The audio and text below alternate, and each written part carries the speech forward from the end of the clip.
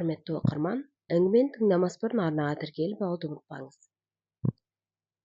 Ел ішінен не қилы әңгіме естисің, тіпті кейбіреуін кім айтқан, неге айтқан, ол өзі болған әңгіме ме, жоқ әлде бір қуажақ ойдан шығарып арнап отыр ма, айырып болмайсың. Мидай араласып кеткен сол қыңыр қисық қиссалардың ішінен пайдасы тиеді-ау деген біреуін текедей таңдап мен сіздерге айтқалы отырмын. Баяғыда ит пен мысықтай арбасқан ене мен келін бір үйде тұратын көрінеді. Бір-бірін көргенде кірпідей жиырылып түрпідей тиіседі екен. Келіннің берген асы мен сөйлеген сөзін былай қойғанда тық-тық етіп жүргені де кемпірдің жүйкесіне әбден тиіп болыпты. Отырса опақ, тұрса сопақ, қысқасы кең дүние тарының қауызындай тарылып, қажаса екеуі де титықтап тығырыққа тіреліпті.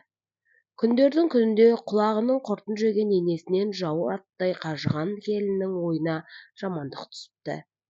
Күншілік жердегі едігел танымал бір емшіге барып, кемпірден көрген қорлығын, көз жасын сарқып отырып айтып, кемпірді өлтіретін дәрі жасап беруін өтініпті. Көпті көрген қарт емші келіншекке бір құты дәрі жасап беріпті де мынандай кеңес айтыпты. Бірден өліп қалса, бала-шағасы, туыс-туғандары сенен көрері анық. Сондықтан бұл дәріні күнде аздап беріп отырасың. 3 ай өткенде кемпірдің шаруасы бітеді. Қатаң ескертер бір жайт. Ол кісіге бұрынғыдай сөз қайтарма. Не десе де, сіздікі жөн, дей бер. Онсыз да 3 ай ғана ғұмыры қалды ғой, дейді. Келіншек үйге келіп, емшінің айтқанын айнытпай істеуге кіріседі. Алайда, басқа шарт бір төбе. Әлгі емші айтқан шарт бір төбе. Алғашында біраз қиналады. Кемпірдің ерні қыбырлай бастаса, келіннің де тілі жыбырлай бастайды. Көкірегінен лап етіп көтерілген қызыл жалын жұтқанша келгенде, емшінің айтқан сөзі есіне түсіп, тұтығып тұрып қалады. Сөйлеп қал, 3 ай ғана ғұмырың қалды ғой, деп іштен тынады. Сөйтіп жүріп, апта өтеді, ай өтеді, кемпір болса аң-таң.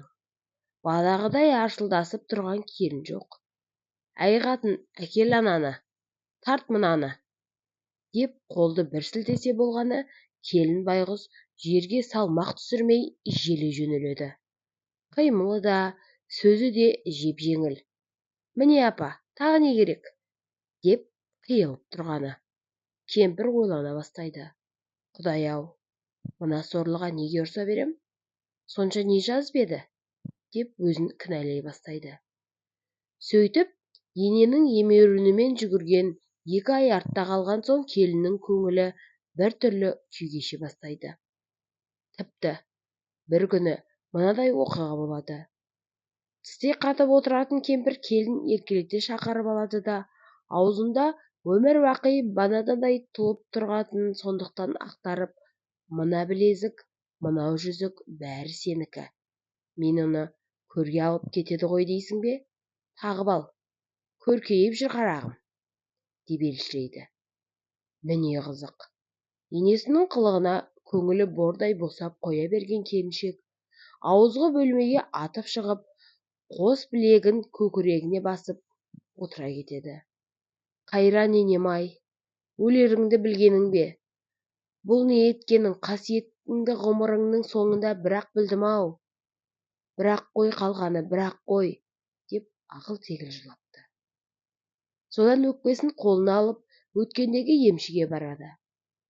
Өзіңнің оңбай қателескенін айтып, әлгі дәріңізді күшін қайтарып, енемді аман алып қалатын дәрі жасап беріңізші, деп жылап емшінің етегіне оралады. Тартысып, мол өмірде талай көйлек тоздырған әлгі емші келіншекті шынтағынан сүйеп орындыққа отырғызып қойып, былай дейді. Мен берген дәрі кәдімгідей су болатын. Адамға ешқандай зияны жоқ. Менің мақсатым екеуіңді татуластыру еді, ол орындалды. Енең Алланың берген жазасын жасайды, әзір өлмейді, бара ғой депті.